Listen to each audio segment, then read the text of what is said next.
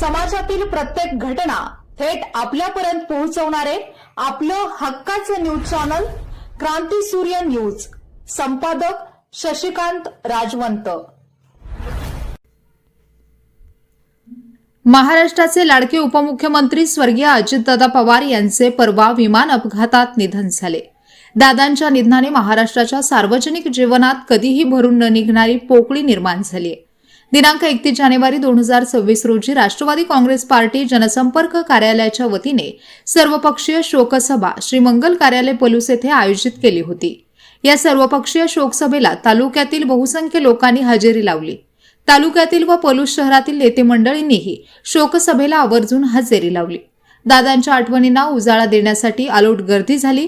यावेळी क्रांती दूध संघाचे चेअरमन किरण लाड, क्रांती सहकारी साखर कारखान्याचे चेअरमन शरद लाड, समाजवादी प्रबोधिनीचे व्ही.वाय. पाटील, भारतीय जनता पार्टी तालुका अध्यक्ष मिलिंद पाटील, भाजप नेते रामानंद पाटील, काँग्रेस नेते सुहास पुदाले, जय भवानी उद्योग समूहाचे प्रकाश पाटील, क्रांती सहकारी साखर कारखाना उपाध्यक्ष पोपट संगपाळ, माजी जिल्हा परिषद सदस्य कुंडली केडके, जिल्हा उपाध्यक्ष राष्ट्रवादी काँग्रेस पार्टी शिवाजी सावंत, सांगली जिल्हा किसान सभा अध्यक्ष सुभाष पवार, माजी उपसरपंच हिम्मत पवार, रणसंग्राम सोशल फाउंडेशन अध्यक्ष दीपक लाड, युवा सेना जिल्हाध्यक्ष विनायक गोंदिल, भारतीय जनता पार्टी माजी तालुका अध्यक्ष योगेश लाड, पलूस शहर शिवसेना अध्यक्ष ऋषिकेश सोनवणे, मनसे जिल्हा उपाध्यक्ष अविनाश जाधव, ज्येष्ठ विचारवंत नंदकुमार निकम, पुरोगामी विचारवंत मारुती शिरतोडे, मराठा सेवा संघ पलूस तालुका अध्यक्ष प्रताप पाटील, भाजपा ओबीसी तालुका अध्यक्ष महेश सुतार, राष्ट्रवादी जिल्हा सरचिटणीस उद्धव कदम असे अनेक मान्यवर उपस्थित होते।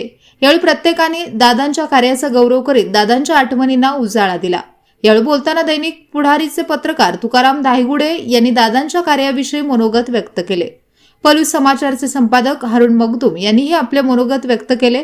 यावेळी श्रद्धांजली वाहताना प्रदीप कदम म्हणाले, स्वर्गीय यशवंतराव चव्हाण साहेबांचा वारस खऱ्या अर्थाने दादांनी पुढे नेला।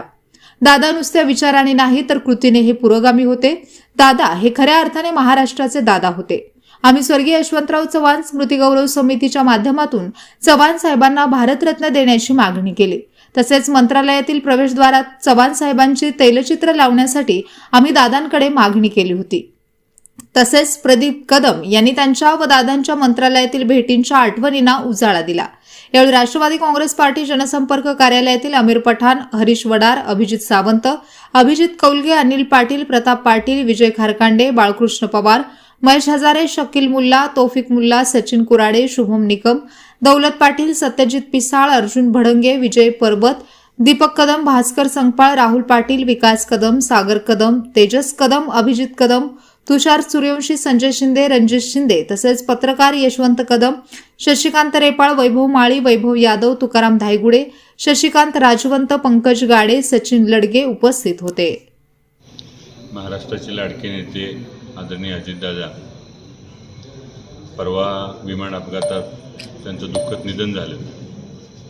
त्यानिमित्तानं पलूसमध्ये आज आपण या ठिकाणी शोकसभेचं आयोजन केलं होतं। आपल्या तालुक्याच्या वरती दादांचं विशेष प्रेम होतं, कारण दादा हे पुरोगामी आणि भारतीय स्वातंत्र्य लढ्याबद्दल त्यांना एक विशेष आदर होता। स्वर्गीय यशवंतराव चव्हाण साहेबांचं जन्मगाव आपल्या या पलूस कडेगाव मतदारसंघात असल्यामुळं आणि चव्हाण साहेबांची वरती त्यांची नितांत श्रद्धा होती आणि त्यामुळं पलूस तालुक्यावरती त्यांचं विशेष असं प्रेम होतं।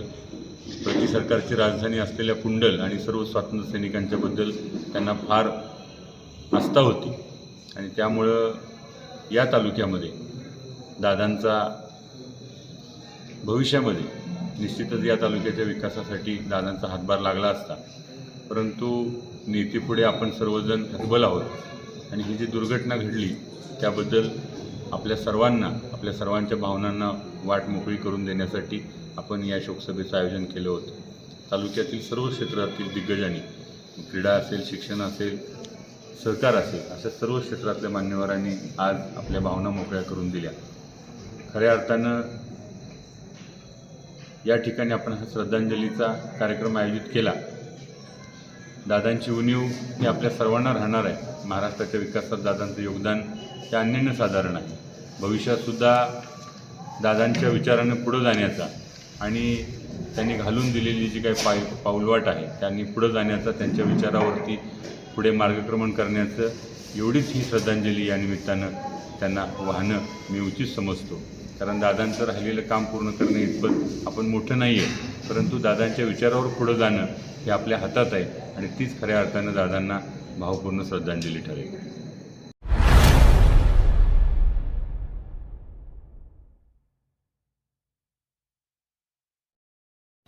क्रांती सूर्य न्यूज, संपादक शशिकांत राजवंत. सबस्क्राईब करा,